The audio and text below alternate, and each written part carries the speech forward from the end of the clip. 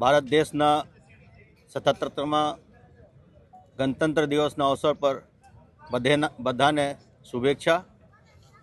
આજને દિવસ ભારતને સ્વતંત્રતા માટે જે લોકો પોતાના બલિદાન આપ્યા છે તેને યાદ કરીએ અને ભારત વર્ષને વધુ મજબૂત બનાવવા માટે, વિકસિત બનાવવા માટે આપણે બધા મળીને પ્રયાસ કરીએ।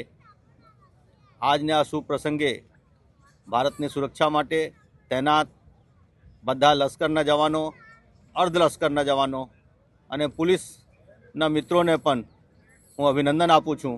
રાજકોટવાસીઓને આજના દિવસે હું ખાસ અપીલ કરું છું કે પોલીસને તમે કાયદાને પાલન કરાવનાર સંસ્થા તરીકે નહીં જોઈને અને તમારા સમાજના એક અંગ તરીકે જો અને આને સહયોગ આપો અને આપણે બંને મળીને આ રાજકોટ શહેરના વિકાસમાં ફાળો આપીએ, તે જ ઈચ્છા।